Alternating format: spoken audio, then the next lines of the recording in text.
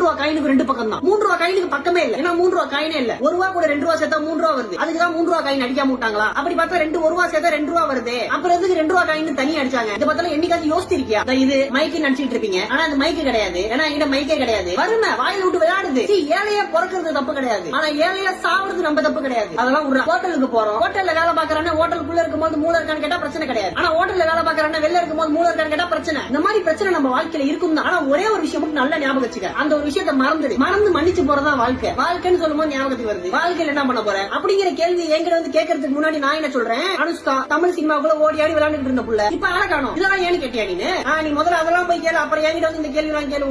விடு. நம்ம மூக்கு இப்படி இருக்கு. அந்த மூக்கு இப்படி இல்லாம இப்படி இருந்துச்சு அப்படின்னா சளி பிடிச்சிருக்கும் போது சளி சொயின்னு சொல்லுவாது. ஆனா ஏன் நம்ம மூக்கு இப்படி இல்லாம இப்படி இருக்கு? சளி எதுக்கு கிராவிட்டியால கீழே ஈர்க்கப்படுது? இதெல்லாம் அப்பப்ப யோசி. நம்ம வாய் வழியா வாந்தி வரலாம். ஆனா வாய் வழியா முடியாது அப்படிங்கிற வார்த்தை மட்டும் வரவே கூடாது. அப்படி நான் சொல்லல. ஆனா இப்ப நான் தான் சொல்றேன். அப்படி இருக்கும்போது ஜனநாயகம் விஜய் படத்துக்கு சர்டிபிகேட் கொடுங்க முடியாது அப்படிங்கிற பதில் வருது. நான் இங்க அரசியல் பேச வரல. ஆனா சார் உங்க பெரியமா பசங்களுடைய வாழ்க்கையை பத்தி பேச வந்திருக்கேன். உங்க ஃபேமிலியிலே விஜய் ஃபேன்ஸ் இருப்பாங்க. உங்க பெரியமா பசங்க சித்தப்பா பசங்க அப்படின்ட்டு அவங்க படத்துக்கு டிக்கெட் புக் பண்ணிருக்கலாம். இப்ப நீங்க படத்து மேல கேஸ் போட்டீங்க அப்படின்னா பாதிக்கப்பட போறது நாங்க கிடையாது சார். எல்லாம் உங்க சித்தப்பா பசங்க தான். நான் இவ்வளவு சொன்ன பிறகும் படத்துக்கு நீங்க சான்றிதழ் கொடுக்கல அப்படின்னா அந்த மைக்க வச்சு எந்த பிரயோஜனமும் கிடையாது சார். சித்தி பிள்ளைக்கு புத்தி கெட்டு போச்சுன்னு சொல்லிட்டு நாளைக்கு